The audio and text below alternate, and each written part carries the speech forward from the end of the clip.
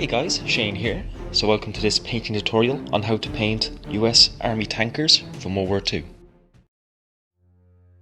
So I've already painted the face, and as always a link on how I paint faces in the description. So I'm going to start off by painting his cold weather cap, or whatever this type of garment or head garment he's wearing under his helmet, with Vallejo model colour German Camo Beige. I'm going to be pretty careful not to get any paint onto his flesh. I don't want to create any overspill here or make any work for myself. So I'm going to be pretty careful. I thin this down with a tiny amount of water, just literally the tip of a brush dipped in water, and mix it into my wet palette. And I find that works just fine for thinning model colour paints.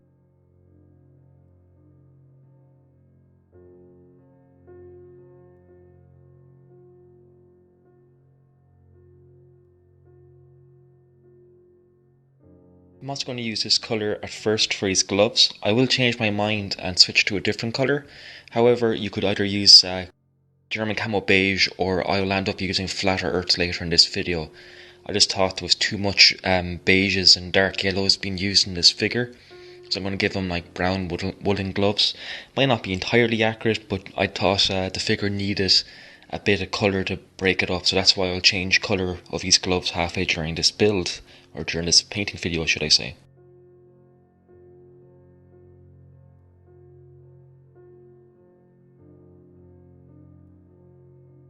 So the figure is from Mini Art, and it's a 5-figure set if I recall correctly. Everything's built out of the box, there's no replacement resin heads, and they're pretty okay. They do need a bit of filling work, but they do build up pretty nicely if you invest a bit of time into them. So for his helmet, I'm going to use Vallejo model colour Olive Drab directly out of the bottle, and again just very lightly tinned in water. This will take about 2 coats to get a nice opaque finish. So I lay down one coat, let it dry, and lay down another. However, on camera I'm only doing it once, so just bear that in mind. And again, I've been very careful not to get any overspill. So his helmet out of the way, I'm going to start switching to his tanker's jacket, and for this we're going to use Panzer Ace's US Tanker Uniform, which is the first colour.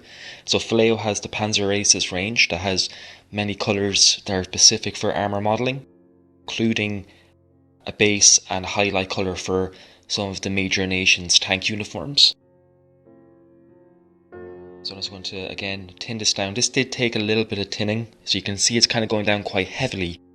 And I actually had to tin this down quite a bit to get it the spread nicely without being too thick, as I didn't want to lose any detail here. So off camera I'm just dipping my brush into some water and mixing it into my paint, just until I get it to a kind of consistency I'm happy with. So if it's too thick, just add water as you need to. And again, being very careful around his head and helmet not to get any of this colour where I don't want it.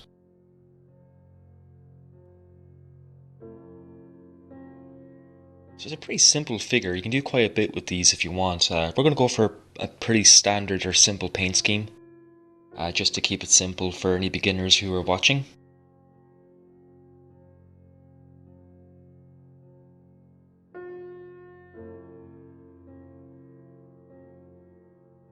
For his trousers, we're going to switch to model colour German Fieldgrey.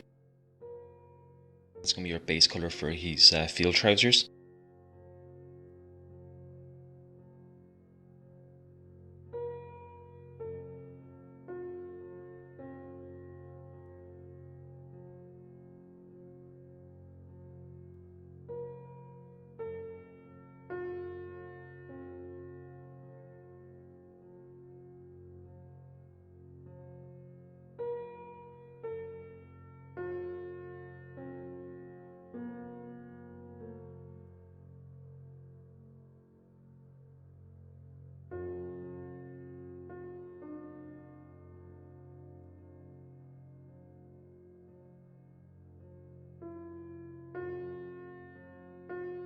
Just like the helmet, I'm going to have to lay down a couple of coats of both the tanker uniform and the Fieldgrey just to get a solid coat.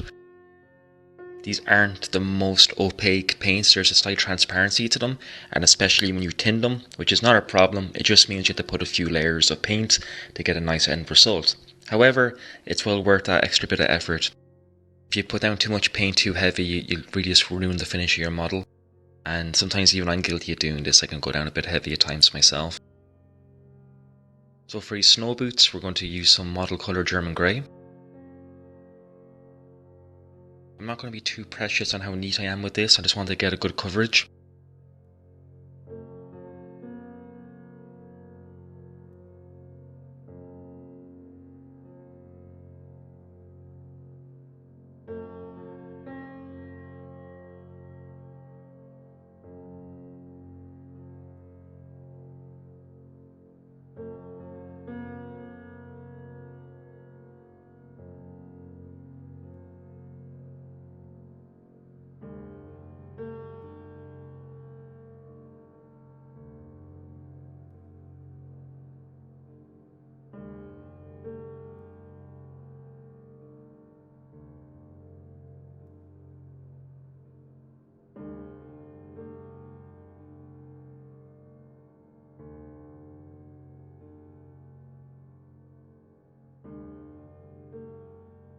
So I'm also going to do the lining of his boots in Flat Earth from Model Colour by Vallejo, as well as you can see I've repainted his gloves in this colour as well.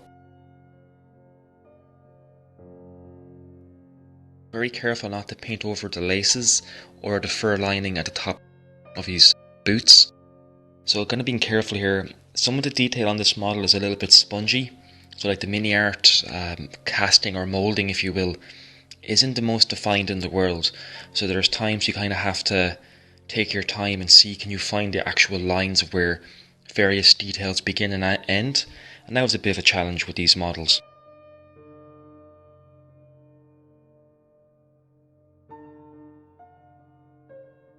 The funny thing is all this will be for pretty much for nothing, because he's going to be sitting in a hatch and you're not going to see any of his lower half of his body, so you could really just give this a very basic paint coat and then just sit him into a hatch and get away with it. But for the purposes of this tutorial and just for good habits, we're going to paint this figure from start to finish and not skimp out any detail. So we're going to start working on his leather holster for his shoulder holster and the rig for it, and we're going to use flat brown for this.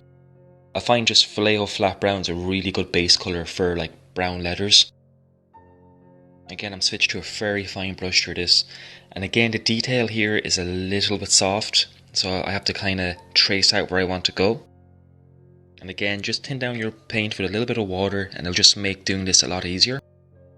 I do get it over a bit overspill in places here, so I'm going to have to come back with my tanker uniform and clean that up once we're done here.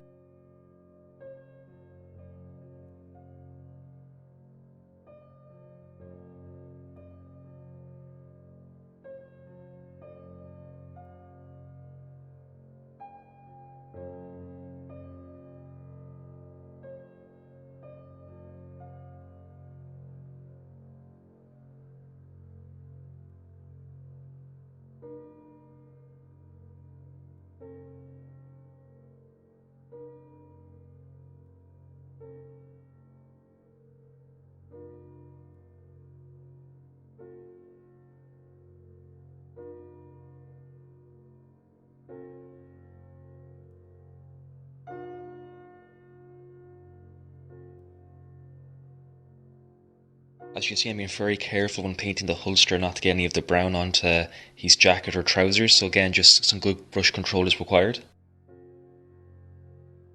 Okay, so I'm going to base coat the fur for his boot liner, and we're going to use some Vallejo game colour Stonewall grey. You can also use something like a neutral grey for this too if you don't have any of the Vallejo game colour range, which they're really good paints, very strong pigments, and they paint exactly the same as model colour. And again, just taking the time to slowly cut this in. Very mindful where my brush is pointing, you know, I'm not rushing it, I'm just making sure I'm not doing any aggressive brush strokes or anything like that, it's all just very relaxed. So I don't want to get this paint everywhere. So light colour is very difficult to clean up.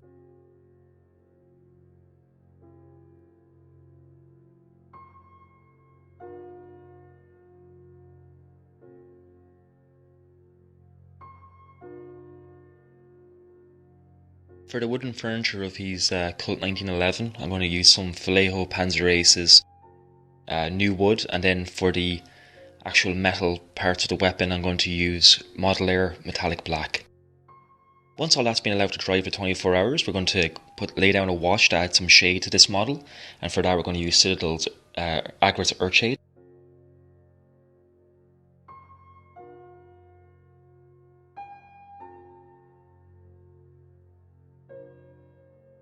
So to lay down some shade on this model, we're going to use some Agrax Earthshade from Citadel. I'm just going to apply this wash pretty heavily, and just being careful not to let it really pool anywhere I don't want it. This is a very quick and easy way of getting shade and shadow into your model.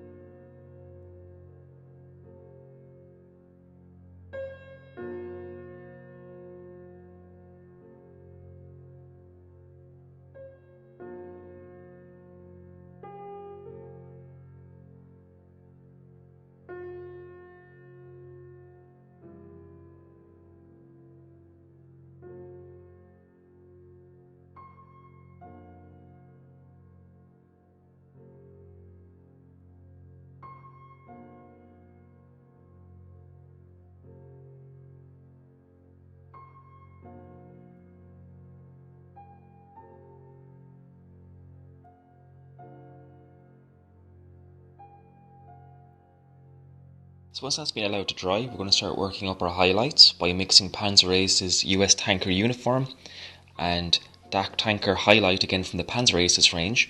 I've roughly mixed them about 30-70 with the darker colour, which is the US Tanker Uniform being the dominant colour. And I've thinned this down quite a bit. I want it to be slightly transparent. It just helps with getting some transitions between the darker and the lighter colours. There's a lot of very fine creases on this sculpt, so it is a little bit tricky to paint. And it will look like a bit of a dog's dinner for a while until it comes together. So try not to panic when you're doing it. Just try to catch the tops of creases, areas where there's no creasing or the material is taut, so there's no shadow being cast. Things like that. And just slowly build it up. And you can see I keep moving the model. I'll build it up in one area for a while, and then I'll move on to another area, let that dry for a couple of seconds, and then come back to it a little bit later. This kind of helps us prevent getting any textures in our paint by applying too much paint or semi-dry paint over drying layers. It just creates a kind of a pebbly texture. It's really unsightly and can destroy a model. So what I'll tend to do is I'll alternate where I'm painting. So I'll do a bit on his arm, a bit on his shoulder, then I'll swing him over and do a bit on his back, and then just wait for a while, come back, and then add the next layer. And also, since we're using a wet palette, which is off camera here, it allows us to use our paint mixture without them drying very quickly.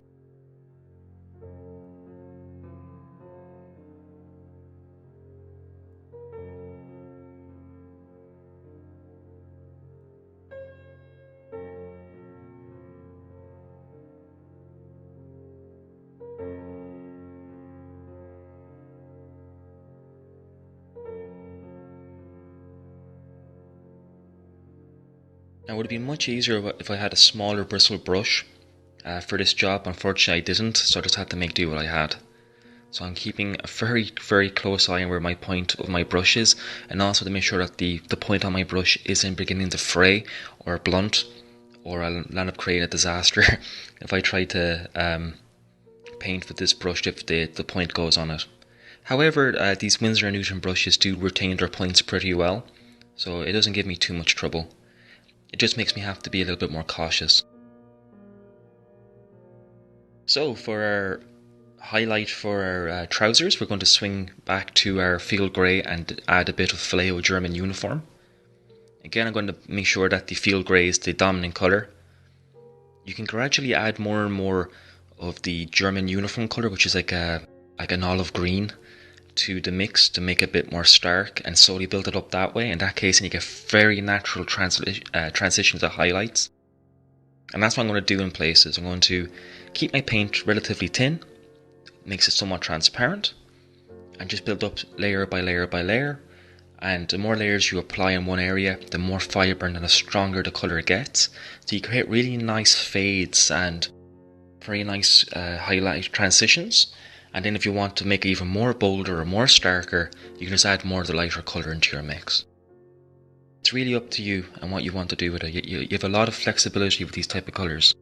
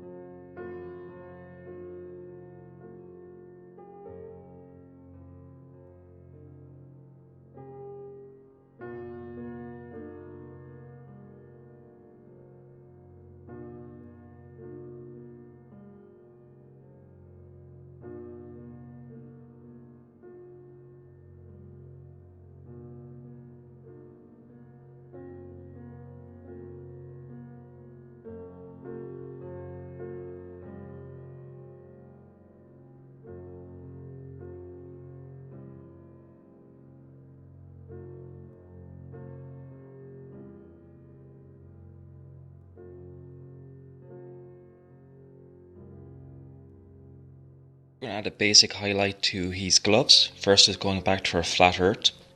And I'm going to focus this on to all the raised details, like the tops of creases, his knuckles and his fingers.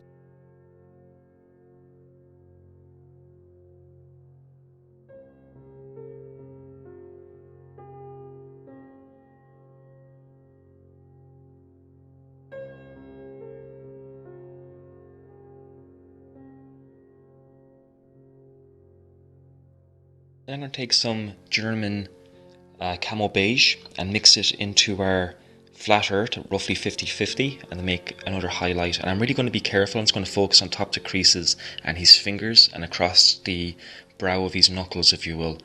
Just again to bring out a bit more detail, as it's a bit spongy, the detail on his gloves, so I have to kind of highlight them up to compensate that, just to add a bit of definition and a bit of interest to them.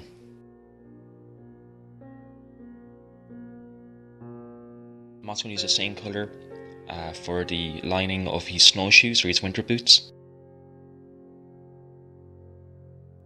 And just again catch the top to creases and also highlight and to edge the point where the leather of his boot meets the fur lining, just to help break that up, because once again the detail here is a bit spongy and I have to basically add a border or a frame just to help the eye pick out where one part of the detail begins and another part ends.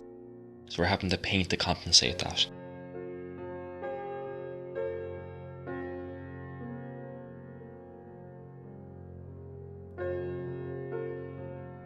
As you can see, our figures really very quickly coming to life. There's not a lot to these figures, so they're very good just for practicing.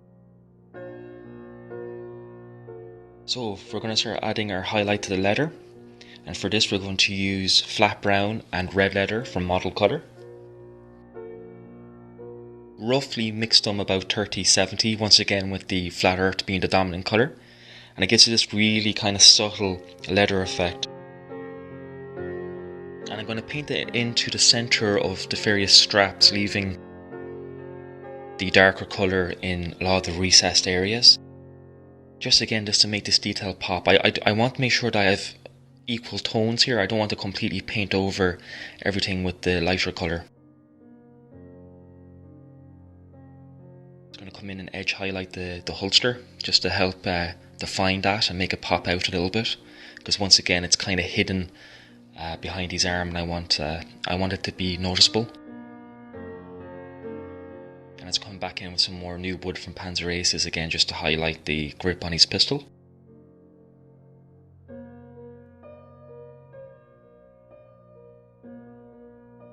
And then to highlight the metallics, we're going to use some model colour oily steel. So we're just going to do the magazine at the bottom of the grip, as well as the hammer at the back of the receiver.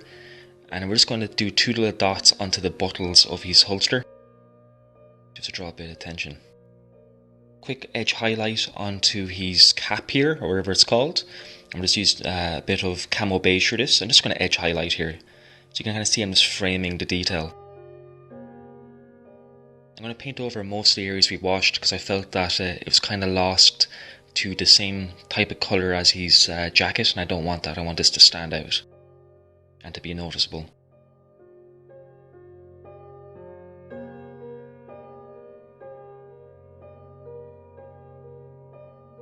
Again, I've been very careful not to paint onto his face.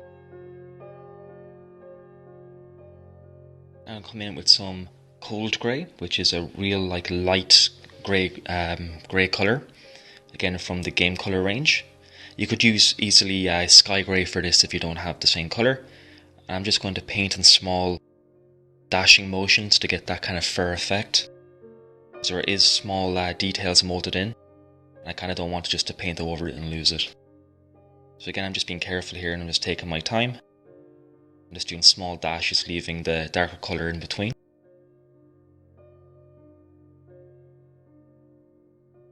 Just adds a nice little layer of interest and detail to his boots as well, I find.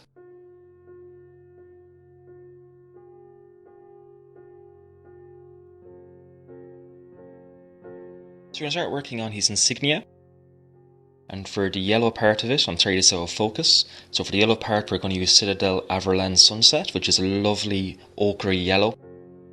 I'm going to let this dry for a few seconds, so we're going to do another step while we let this dry.